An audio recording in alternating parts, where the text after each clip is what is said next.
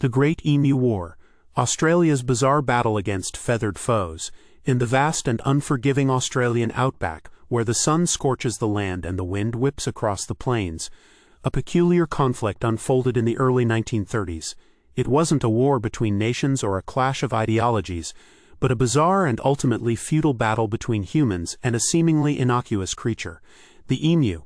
The Great Emu War, as it came to be known, was a testament to the ingenuity, frustration, and perhaps even a touch of hubris of the Australian military. It all began in the wake of World War I, when Australian soldiers returned home to a nation grappling with a different kind of enemy. The emu, these flightless birds with their powerful legs and sharp beaks, had become a menace to farmers, decimating their crops and wreaking havoc on their livelihoods. The situation worsened in 1932, when a severe drought forced vast flocks of emus to migrate westward, seeking greener pastures. They descended upon wheat fields in Western Australia, leaving behind a trail of destruction. The plight of the farmers reached the ears of the Australian government, and in response, they deployed a contingent of soldiers armed with Lewis guns, the standard machine gun of the time. The mission: to drive back the avian invaders and protect the nation's vital wheat supply. The soldiers, seasoned veterans of the Great War, were ill-prepared for their new adversary. They had faced human foes, not feathered ones.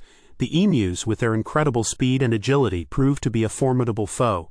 Their strategy was simple. They would advance on the emus, unleashing a barrage of machine gun fire. But the birds were elusive, easily dodging the bullets, and the open terrain made accurate targeting a nightmare. The soldiers, accustomed to the trenches and close-quarter combat of war, found themselves at a disadvantage in the vast open plains. Despite their best efforts, the soldiers only managed to kill a few dozen emus. The majority escaped unscathed, scattering across the landscape like a flock of feathered phantoms. The Great Emu War lasted for just a few weeks, but its legacy remains a cautionary tale. It highlighted the absurdity of trying to wage war against nature, the inherent difficulty of dealing with wildlife conflicts, and the limits of military technology against a seemingly unyielding foe. The incident became a source of national amusement, and the Australian military, rather than gaining glory, found themselves the target of ridicule. Newspapers ran headlines such as, "Emu War ends in victory for birds," and the Australian public, instead of feeling protected, felt a sense of bemusement at the government's attempts to combat the feathered menace. The Great Emu War was a bizarre and ultimately unsuccessful episode in Australian history, but it served as a reminder that even the most advanced technology can be useless against the resilience of the natural world.